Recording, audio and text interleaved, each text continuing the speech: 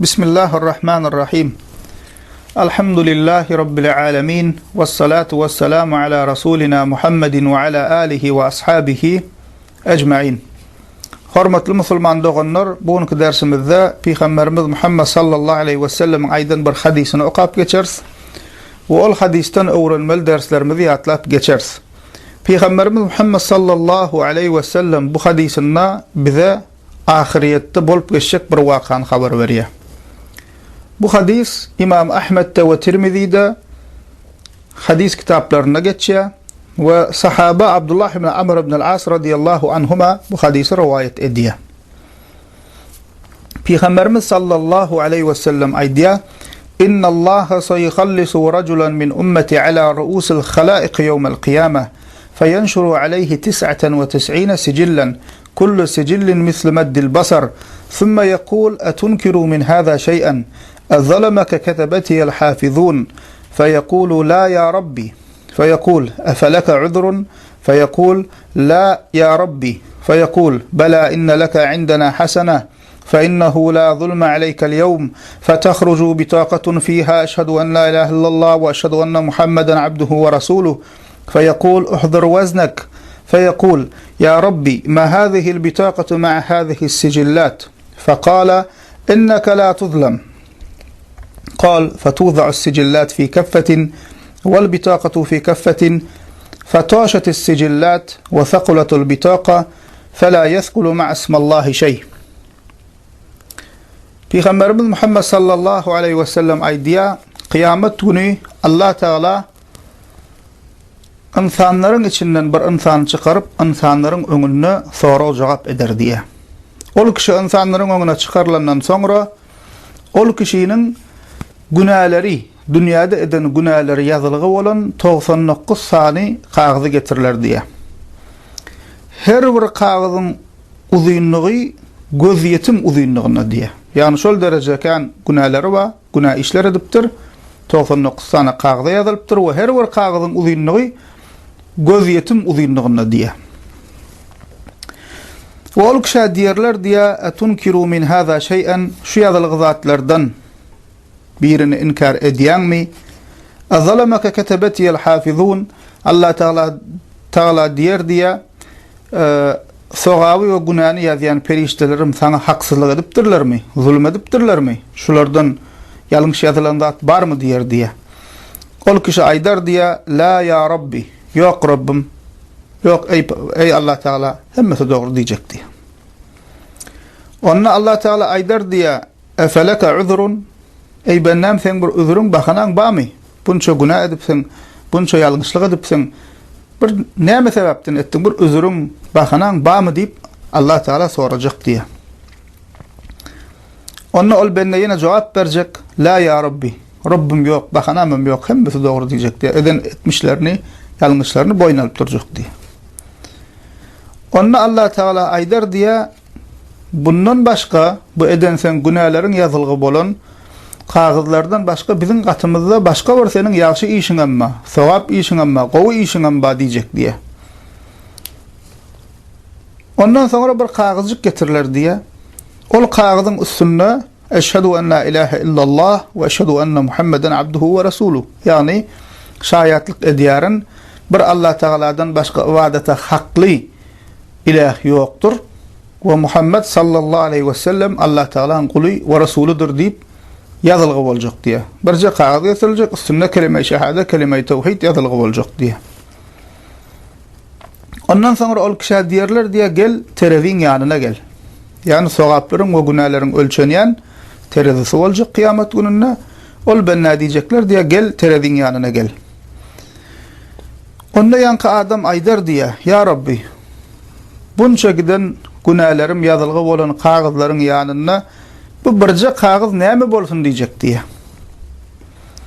Onunla Allah Teala aydar diye inneke la tuzlem, sana haksızlık edilmez diye. Yani günah eden bolsan günahın karşılığını almalı, cezasını almalı. İmanın olsa, soğav işin olsa onun soğavını karşılığını almalı. Sana bugün haksızlık, zulüm edilmez diyecek diye. Ondan sonra Allah Teala buyurur diye terezin bir tarafına yankı 99 sanakka günahlar yazılı kağıtlar. O tarafına bolsa yankı iman, tevhid, la ilahe illallah, Muhammedur Resulullah yazılığı bolan kağıdı koyuljak diye. Yankı kağıt, iman kağıdı koyulandan günahların yazılığı bolan kağıdı pıtırak gidecek diye hemmesi. Näme? İman, tevhid yazılığı bolan ol kişinin imanı ol giden günahlarının yanına ağır gelecek diye. Üstünü gelecek diye. Çünkü diye فَلَا يُثْقَلُ مَعْ اسْمَ اللّٰهِ şey. Hiç bir zat Allah Teala'nın adının yanına onun üstün gelip bilmez, onun ağır gelip bilmez diye Peygamberimiz sallallahu aleyhi ve sellem. İnni Müslüman doğanlar şu dersten, şu hadisten bizim öğrenmeli peydalarımız var. Şoları yatlap geçsek. Birinci bilen Müslüman doğanlar şu hadisten biz näme öğrendik? Kıyamet günü bizim amallarımızın tartıljağı terezi var, mizan var. Şol terezide bizim amallarımız tartılacak, çekilecek. Sogaplarımız bir tarafına, günahlarımız bir tarafına koyulacak. Birinci bu. İkinci, bizim eden etmişlerimizi, sogaplarımızı ve günahlarımızı yazan perişteler var. Biz şuna iman ediyoruz. Bu da periştelere iman etmeklerin bir bölüğü.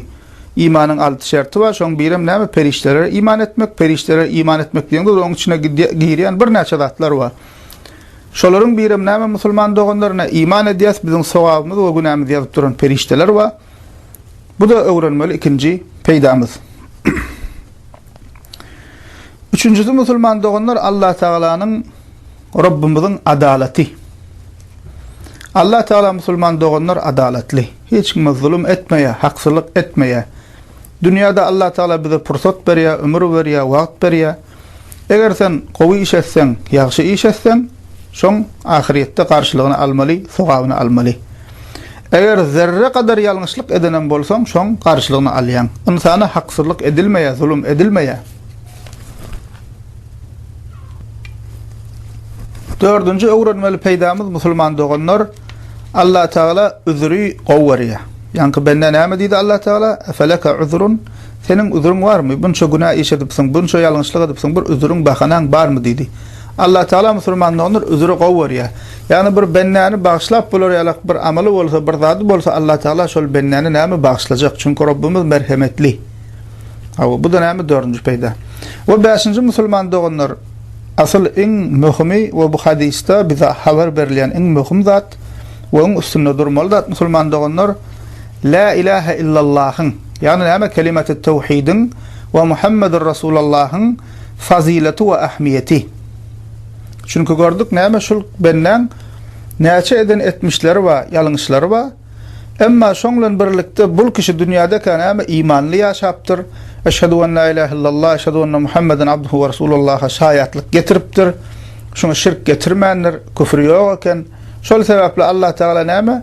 Şu imanı sebepli, Allah'a bolan imani, tevhidi sebepli, Muhammed sallallahu aleyhi ve selleme bolan imanı sebepli Allah Teala näme etdi? Şu bennäni bağışladı. Indi şu taýda musulman doganlar üstünde durmaly we has gowy düşünmeli yeri Eşhedü en la ilahe illallah, eşhedü enne Muhammedur Resulullah bize ahiret gününü peýda berjek bolsa, bizi halas etjek bolsa, cehennem odundan gorap bizi cenneti etjek bolsa, şul sözüň yerine getirmeli şertler bar. Şu sözüň musulman doganlar bizim boynumuza yükleyen wazipeler bar. Şol sözüň musulman doganlar bizim boynumuza yükleyen zatlaryna biz amel etsek, şol sözde doğru görünüşde iman etsek, doğru görünüşde manisini bilsek, şeksiz şüphesiz imanımız bolsa, şonda şu söz bize peýda berýär. Kelimet-i tevhid ve Muhammedur Resulullah. İman sözü, şaýatlyk sözü bize peýda berýär. Şu ýerine gowy düşünmeli. Dine dilin bilen, diýeniň bilen, ýöne gowry dillen, eşhedü en la ilahe illallah, eşhedü enne Muhammeden Resulullah diýeniň bilen, onun şartlarını yerine getirmesek, onun manisine düşünmesek, hayatımızda, durmuşumuzda şu söze layıklıkta yaşamasak, iman etmeli zatlarımıza iman edip, o yalnız zatları inkar etmesek, imana ters bolan zatları inkar etmesek, bu sözün bize peydası bolmaya. Delilimiz näme? bu sözü ýöne dil bilen diýmekligiň peýdasynyň bolmaýandygynyň delili näme musulman doganlar? Kur'an-ı Kerim. Allah Teala bize Kur'an-ı Kerim'i açıp okusaňyz, Munafikun suresi wa Munafıklar suresi. Munafık kim? İki türlü munafık bolýar diýdik. Bundan öňkü derslerimizde amali munafık we itiqadi munafık diýdik. Amali munafık özü asly musulman imanly adam, emma näme amalyna käbir amallar we şoňa näme munafygyň amaly diýilýär. Yalan sözleýär, hyýanet edýär, sözünde durmaýar we şoňa meňzeş. Biram itiqadi munafyk we musulman doganlar itiqadi munafyk diýýärmiz, ananyşda munafyk. Ýagny dili bilen men musulman diýär, la ilahe illallah diýär, Muhammedur Rasulullah diýär, belki namaz kılýar, emma näme iman etmedik. Ýani sade dille aýtsak daşy musulman içi kafir. Kur'an-ı Kerim'de Allah Teala Munafikun suresinde 1-nji ayetinde Allah Teala bize şu hile adamların diyen sözünden haber berýär. Allah Teala diýär: "İza ja'akel munafiquna qalu neşhadu inneke le Rasulullah."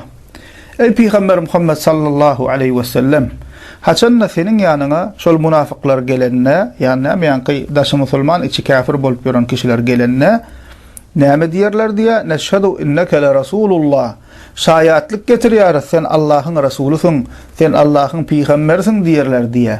Wallahu ya'lemu inneke le rasuluhu. Allah Teala bilýär diýär, hawa sen Allah Teala'nın elçisi diýär.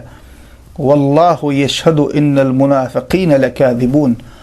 Allah Teala hem şaýatlyk getirýär, şol munafıklar kezzapdyr, ýalançydyr diýär Allah Teala. Munafikun suresining 1-nji ayeti. Diýmek, biz näme diýdik? Gowry dillen diýmekliň peýda bermeýär, eger bu sözüň şertlerini ýerine getirmesen, bu sözüň boynumuza ýükleýän zatlaryna iman etmesen, dillen diýmekliň peýdasy bolmaýar. Ene şu munafyklara peýdasy bolmaýşýarlyk. Allah Teala Kur'an-ı Kerim'de diýär, iman etdik diýerler. Peygambere iman etdik diýär ol munafyklar. Allah Teala iman etdik diýerler. Emma Allah Teala näme diýär? Olar kezzap diýär. Allah şaýatlyk getirýär diýär. Olar kezzap, olar ýalan sözleýär diýär. Şu ýerde näme öwrenip musulmanlygyny diýmek, ýöne dillen diýmekliň peýdasy ýok. Eger kalbyň bilen iman etmeseň, manysyny bilmeseň, şeksiz şüphesiz imanyň bolmasa, bu söze boyun bolmasaň, tawhide boyun bolmasaň, Muhammedur Rasulullah'a boyun bolmasaň, we bu söze ters bolan zatlar taşlamasaň, nämeken ol sözüň ýöne gowry dillen diýeniň peýdasy boljak däl eken musulman doganlar. Onda huşgar bolmaly, gowy pikirlenmeli, gowy düşünmeli. Eşhedü en la ilahe illallah ve eşhedü enne Muhammeden abduhu ve rasuluh diýemizde biz näme diýäs? Manysy näme diýmek? Şu söz bizden näme isleýär? Nähilek bolmaklygymyzy, näme inanmaklygymyzy we näme inkar etmekligimizi isleýär, şoňa gowy düşünmeli. Kysgaça ýatlak geçsek musulman doganlar, biz diýäs eşhedü en la ilahe illallah. Şaýatlyk getirýärin bir Allah Teala'dan başga ibadete hakly ilah ýokdur diýäs. Hawa la ilahe illallah. Yani ilki inkar edýäs, la diýäs, ýok diýäs. Allah Teala'dan başga hak ibadete hakly, hak ilah ýok diýäs. Hawa näme diň Allah Teala hak ilah, bir Allah ibadete hakly galan zatlar la diýip inkar edýäs. Batyl ilahleri, insanlaryň özleriniň sade dille aýtsak hudaýlaşdyran zatlaryny inkar edýäs. Diýmek bizim şu tawhidimizde kabul we redba. Bir Allah Teala'ny özümizde ilah diýip, hak ilah diýip, hak ma'bud diýip kabul edýäs we insanlaryň hemme batyl ilahlerini, batyl hudaýlaryny inkar edýäs. Awa la ilahe illallah şaýatlyk edýärin bir Allah Teala'dan başga ibadete hakly ilah ýokdur. Yani musulman adam bar ibadetin bir Allah Teala etmeli. Awa namazyň Allah Teala üçin bolmaly, orazaň Allah Teala üçin bolmaly, sadaka berseň Allah Teala'ň razylygy üçin bolmaly. Ibadet bolan zatlaryň hemmesi bir Allah Teala üçin bolmaly. Allah Teala'dan başga zatlara ibadet edilmeýär.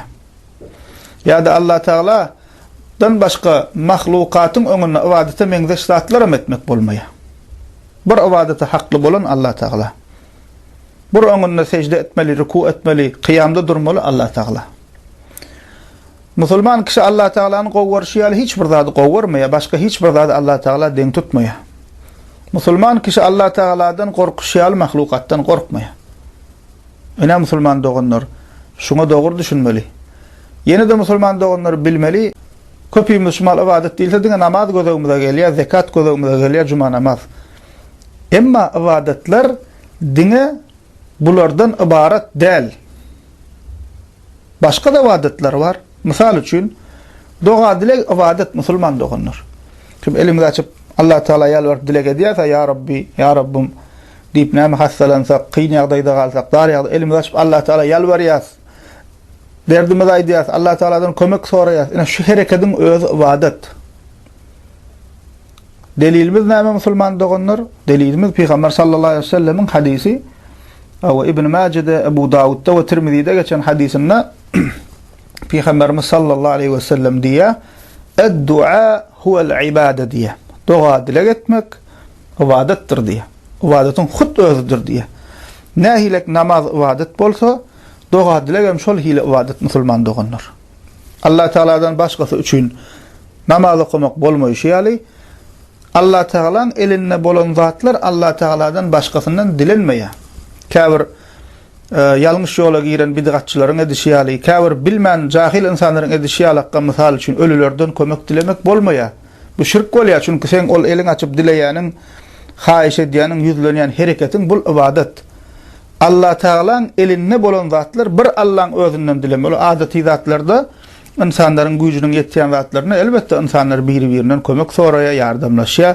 Buň gurrun nedem ýok, bu musulman dogunlar, dogry düşünelin. Allah Taala'nın eline bolan zatlar bir Allah'dan dilemeli.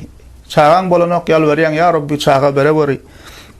Hawa ya bolmasa işleň uğruna bolmaklygyny, rızkyň açylmaklygyny dileýän, ya Rabbi rızkyň bere ber diýip rızkyň dileýän. Keselleýän, ya Rabbi şypam bere ber diýip Allah Taala ýalbarýan. Şu zatlar kimiň elinde? Rızık, şypa, hemmesi Allah Taala'nın elinde. Çağan bolmasa çağa bagş etmek, saglyk sıhhat bermek, hemmesi musulman dogunlar kimiň elinde? Bir Allah'ın elinde. Diýmek şu Allah Taala'nın elinde bolan zatlar bir Allah'ın özünden dilemeli. Gidip mahlukatdan, ölüden, weliden, pirden bir zatdan bu zatlar dilenmeýär. Çünkü birinjilen sen bu dilegiň ibadet bolýar, ikinjilen o zatlar olan elinde däl. Diýmek, ýene gaýtalap aýdýan, ibadet diňe namazdan, rozadan ibaret däl eken, başga da ibadetin görnüşleri bar. Bir Allah Taala'dan gorkmak kalbyň ibadeti.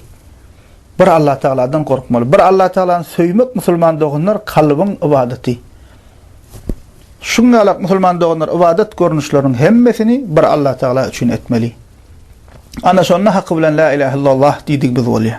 Şonna haqqy bilen la ilahe illallah'a amel etdik biz bolýar. Ýene de musulman dogunlar la ilahe illallah diýemizde batyl anançlary, şirkleri, küfürleri inkar etmeli. Ol insanlaryň özlerini hudaýlaşdyryp ýören ilahlerini biz inkar edýäs. Olaň hemmesi batyl we ýalan niýas. Şolary biz kabul etmeli däl. Ay o da dogry bolmagy mümkin diýsen, onda sen la ilahe illallah'a düşünmänsiň. Diyelim misal üçin bir batyl inançda batyl dinine gezip boran bir topar wa ay olaňam inançlar dogry diýsen, onda sen la ilahe illallah'a tawhide düşünmänsiň. Tawhide düşünen adam bu batyl inançlary inkar etmeli. Tawhide düşünen bolsak musulmanda ona şirk we şirkin görnüşlerini inkar etmeli. Kalbymyzdan çykarmaly zatlary. Tawhide düşünýän bolsak musulmanda onlar palça gitmeli däl. Çünki gaýby bir Allah bilýär. Tawhide dogry düşünýän bolsak musulmanda onlar ýanky täleýnäme diýilýär, garaskop bu zatlary inanmaly däl. Bular batyl zatlar, bular Kur'ana, Islama ters inançlar. Tawhide dogry düşünen adam alaja diýdi, ýanky koçun kellesi diýdi, atynal diýdi. Buňa meňzeş zatlar asyp ýörmeli däl. Çünki gözlemek haksat, gözlerinden gorayan Allah Taala, sebäbi hem gözlerinden goramaga sebäp gerek bolsa Peygamber sallallahu aleyhi ve sellem öwredipdir. Ayetul Kursi Felak Nas şular okumaly, öz doga dilekleri bar. Emma bul insanyň öz içinde edip bular batyl zatlar, bular tawhidi kamil adamyň inanmaly däl zatlary. Irmlar we batyl irmlar we öňünden pişik geçdi, itulady, ýene bir zat tawhide dogry düşünen adam bu zatlary inkar etmeli. Bular hemmesi batyl zatlar. Diýmek musulman dogunlar tawhidin bize peýda bermek üçin tawhidin bizim boynumuza yükleyen zatlaryny, la ilahe illallah'ın bizim boynumuza yükleyen zatlaryny amel etmeli, şo görnüşde dogry iman etmeli. Edil şonuň ýaly musulman dogunlar tawhidin ýanyna hukman Muhammedur Rasulullah bolmaly. İkisi İslamyň näme? Birinji sütüni bolýar şu. La ilahe illallah Muhammedur Rasulullah İslamyň 5 sütüni we şoň birinjisi näşe? Şaýatlyk getirmek. Muhammedur Rasulullah, la ilahe illallah Muhammedur Rasulullah ikisi bir sütün. İkisi birlikde bolmaly, bolmasa peýda bermeýär. Muhammedur Resulullah demek näme hawa? Şayatlyk getirýäryn, bir Allah şayatlyk getirýäryn. Muhammed sallallahu aleyhi ve sellem Allah Teala'nın Rasuli, ilçisi, ahirki peygamber diýip şayatlyk getirmeli. Indi şu manysy näme? Haçanna men şayatlyk edýän Muhammed sallallahu aleyhi ve sellem Allah Teala'nın Rasuli we ilçisi diýemizde näme diýdigim bolýar? Hawa peygamber diýdik, ýöne şu söz menden näme isleýär? Bizim boynumuzda şu söz näme ýükleýär musulman doganlar? Birinjisi musulman doganlar Allah Teala'ga dine peygamberimiz Muhammed sallallahu aleyhi ve sellemin öwre düşýärlik ibadet etmeli. Namaz kılacakmy? Peygamberimizin kılşýarlyk, öwre düşýärlik kılmaly. Orada tutjakmy? O da şol hil. Galan ibadetlerim şol hil bolmaly. Ýagny özüňçe bir toslap tapylan ibadetlerin ýa-da bid'at bolan namazlaryň, orazalaryň ýerine düşmeli däl. Gösgünüce Muhammed sallallahu aleyhi ve sellem nahil öwreden bolsa, mezhep kitaplarymyzda, fıkıh kitaplarına nahilek ýazylan bolsa, şol hile amal etmeli.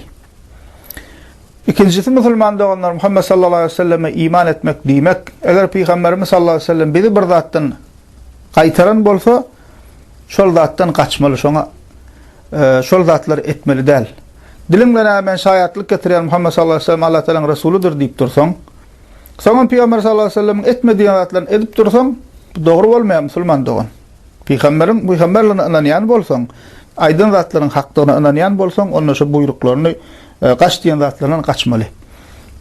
Üçüncüsü Peygamber sallallahu aleyhi ve sellem bize bir iş edin diýen bolsa, şol işi başaranyňdan etmeli. Bir tarapdan men Peygamberimize iman etdim, Peygamberimiz söýýän diýip dursaň dilim bilen, emma ýaşaýyşyňda da Peygamber sallallahu aleyhi ve sellemin diýen zatlarynyň tersine ýaşap ýörsäň, bul musulman dogan, intak onu sen bu Muhammed Resulullah'a doğal düşünmedin. Dördüncüsü musulman doganlar, Peygamber sallallahu aleyhi ve sellem bize bir zat haber beren bolsa, şol haber beren zatlaryny tasdik etmeli. Diýär Peygamber sallallahu aleyhi ve sellem kabir azaby hakdyr diýär. Biz iman edýäs, şoňa şekimiz şüphemiz ýok. Ay nahilek bolarka, akylma sığmaýa, düşünjäme sığmaýa diýmeli däl musulman dogan. Sahih hadiste gelen bolsa başymyzyň täji şol. Peygamberimiz sallallahu aleyhi ve sellem kıyametin alamatlarından haber veriyor. Peygamberimiz Muhammed sallallahu aleyhi ve sellem cehennemden, cennetten ve ol ahirette bol geçecek zatlardan, Sırat köprüsünden, mizandan haber veriyor hadislerine. Ahirette bolacak halatları. Biz şuna iman ediyoruz. Tasdik ediyoruz. Ay men aklıma sığmadı. Bu böyle bolar mı ka? Bu bilime göre değil. Ya bir zat deyip şunu kuna kâvar adamla dişiyalakka. Musulman adamın ağzından bu hil sözler çıkmaya. Peygamber sallallahu aleyhi ve sellem diýdi mi, sahih hadiste gelimi biz tasdik ediyoruz. Başımızın täji. Onun bunun gepi bilen hadiste gelen zatı biz inkar edip bilmeýäs. Eger inkar edýän bolsaň, onda sen Muhammed Resulullah'a düşünmedik adam intak. İntak ona sana o söz peýda bermänir. Dünyada peýda bermänir, ahirette de peýda bermez. Diýmek musulman doganlar, kıyamet gününde, bu dünyada ve kıyamet gününde bize eşhedü en la ilahe illallah, eşhedü enne Muhammedur Resulullah peýda berjek bolsa, yankı diýişme manysine düşünmeli, şertlerini berca etmeli ve şu sözlere yanlış bolan, imana ters gelen, şeriata ters gelen zatlarım taşlamaly. Ve şu görünüşde iman etsek, şekimiz, şüphemiz bolmasa, şirk etmesek, küfür etmesek, imanı bozayan ameller etmesek, şu görünüşde yaşap, şu görünüşde Allah Teala amanetimizi tavşırsak, onda näme? Bir ýalňyşlyklarymyzdan bolsa hem Allah Teala olar näme bagşlajak musulman doganlar. Subhanakallahumma ve bihamdik, eşhedü en la ilaha illa ent, estağfiruke ve etûbü ileyk.